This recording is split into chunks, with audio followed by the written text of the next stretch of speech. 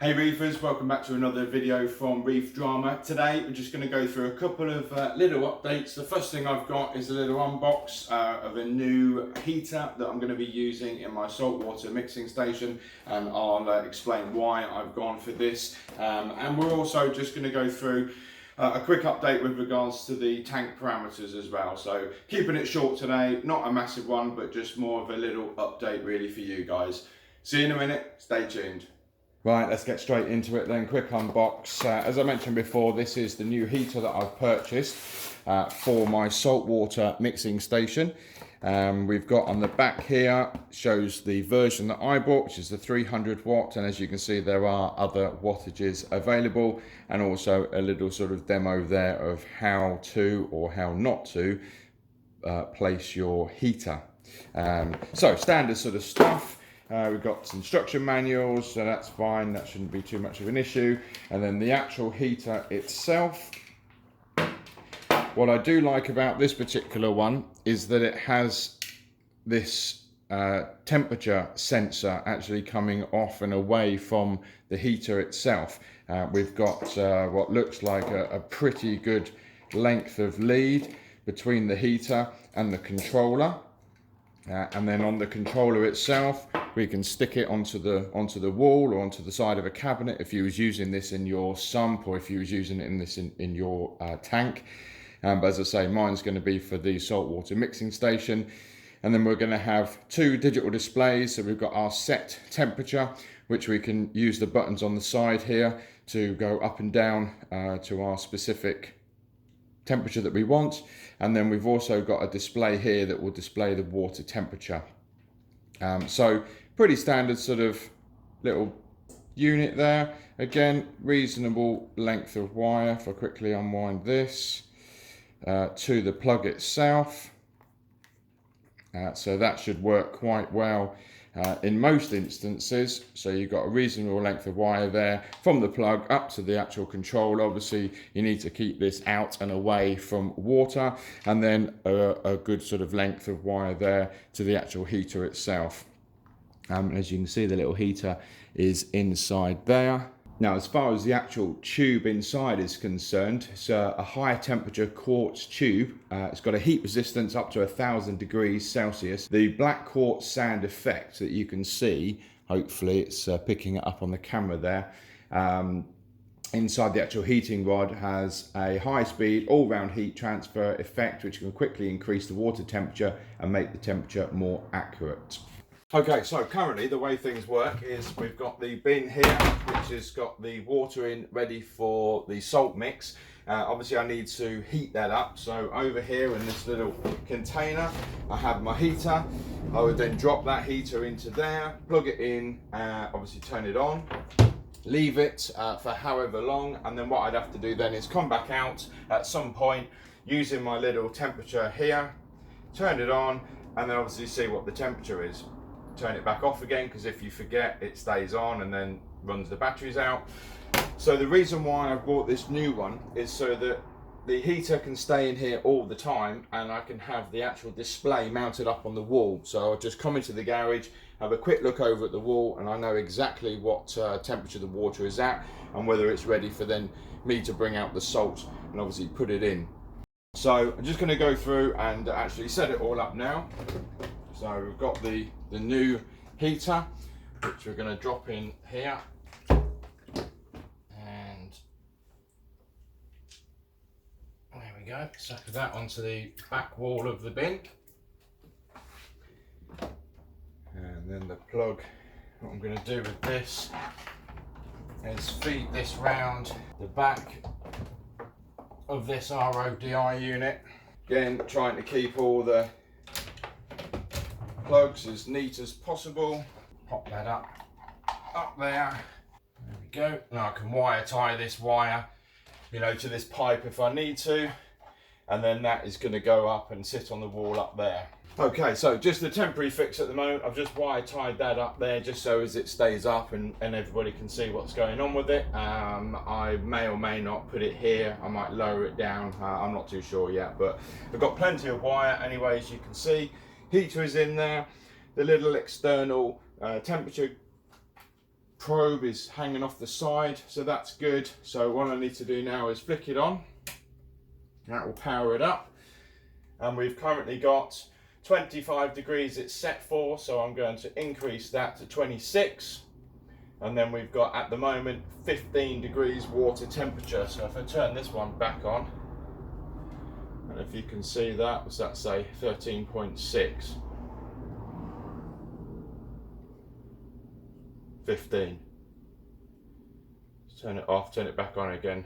15.1 now. That's off, turn it back on. 15. So at least they're both reading the same, so that's good. Turn that one back off again, so I won't be using that one anymore. Keep that as a spare. So once this is mounted up onto the wall, as I say, I can just come into the garage and I can see instantly whether the saltwater tank is ready or not. We've got a little heating light up here as well that's lit up red, and obviously once it's reached the right temperature, then that will go out. And that's pretty much it. So new heater for the saltwater bin, put the lid back on, leave that now heating up, and then that will be ready then for my salt later on.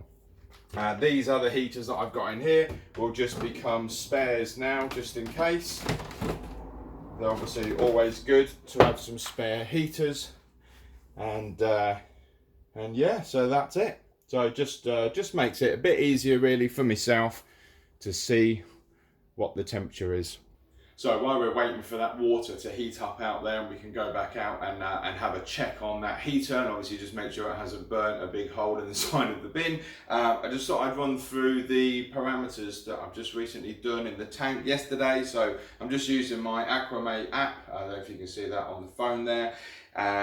This is where I put all my parameters into, so I can see like all the graphs and everything else. I have done a full video on this Aquamate maintenance app, and I'll put a link up in the corner for you to go and have a look at that. But it does a multitude of other things other than just recording the parameters of your tank once you've inputted it into the app. But it will also save and record all your livestock that you've got, or the corals that you've purchased, or the equipment that you've purchased, you know, how much it's cost, all sorts of information. So it is a really good app. It does cost, I think it was £9, but once you've paid that £9, then you know that's it. But it is a very good app.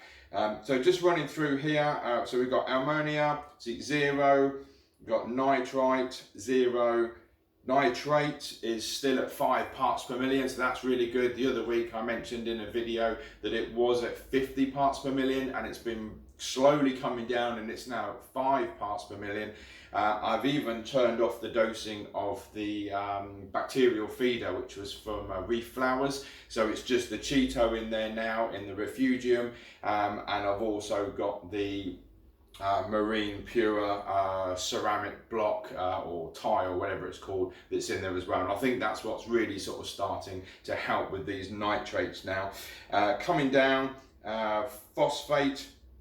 So my phosphate is 0.03, so that's good. My calcium is 445, magnesium 1350, salinity 1.026, pretty much always stays around about that.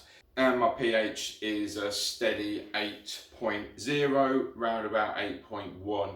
I've also got a unit inside the tank as well that takes a measurement of the pH and also the salinity, so I've always got a constant digital display of what's going on in there. And if you want to see what that piece of equipment is, again I'll put a link to the video that was in. It was all about all the equipment that I actually use that runs this particular tank that's behind me.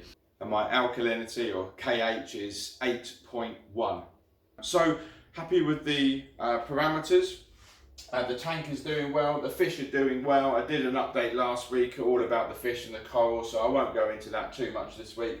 No new corals at the moment, just those ones that was mentioned in the last week's video, which was the GSP. We got that cabbage coral, and we also got that colony of mushrooms as well. So if anybody wants to have a quick look at that video, that was on last week, and I still need to find out what the name of those mushrooms are. So if you can help me out with that in the comments section below, then that will be brilliant. But yeah, that's pretty much it. So what we're going to do is we're just going to finish off, go out, once it's up to temperature, I'll take you out then so that we can see how it's all getting on. See you in a bit. So I just thought we would have a quick look outside, see how it's getting on, have a quick look in the garage, and we'll see what the temperature currently is at the moment. So let's have a look.